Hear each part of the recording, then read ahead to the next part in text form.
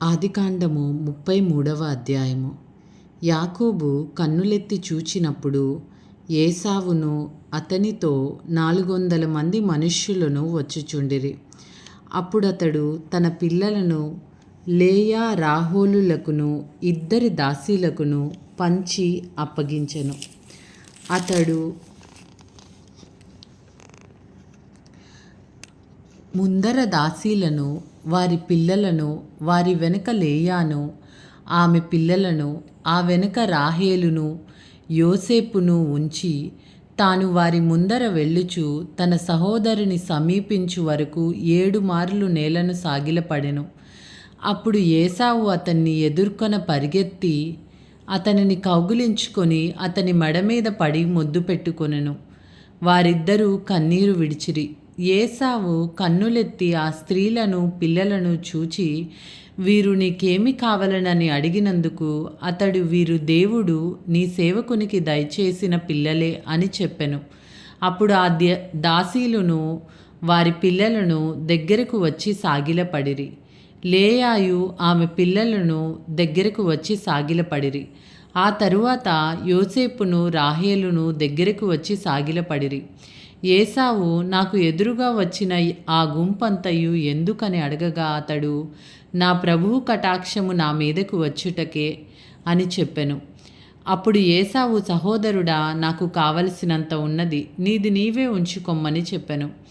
అప్పుడు యాకోబు, అట్లు కాదు, నీ కటాక్షము నా మీద నున్న ఎడల చిత్తగించి నా చేత ఈ కానుక పుచ్చుకొనుము. దేవుని ముఖము చూచినట్లు నీ ముఖము చూచి తిని, నీ కటాక్షము నా మీద వచ్చినది కదా, నేను నీ యొద్దకు తెచ్చిన కానుకను చిత్తగించి పుచ్చుకొనుము.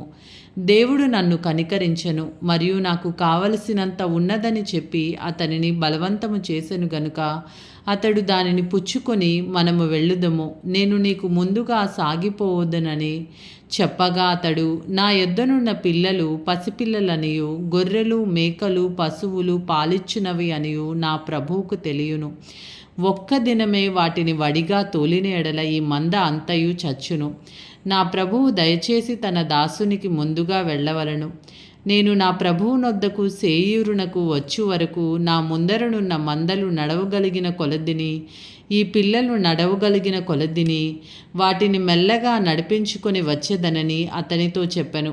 అప్పుడు ఏశావు, నీకిష్టమైన ఎడల నా యొద్దనున్న ఈ జనులలో కొందరిని నీ యొద్ద విడిచిపెట్టమని చెప్పగా అతడు, అది ఏలా, నా ప్రభువు కటాక్షము నా మీద నుండనిమ్మనెను. ఆ దినమున ఏశావు తన త్రోవను సేయీరునకు తిరిగిపోయెను. అప్పుడు యాకోబు సుక్కోతుకు ప్రయాణమైపోయి తనకొక ఇల్లు కట్టించుకొని తన పశువులకు పాకలు వేయించెను. అందుచేత ఆ చోటికి సుక్కోతు అని పేరు పెట్టబడెను.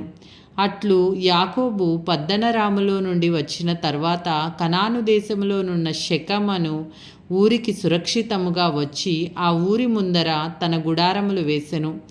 మరియు అతడు తన గుడారములు వేసిన పొలము యొక్క భాగమును షెకెము తండ్రి అయిన హమోరు కుమారుల యొద్ద 100 వరహాలకి కొని అక్కడ ఒక బలిపీఠము కట్టించి దానికి ఏల్ ఎలోహేయి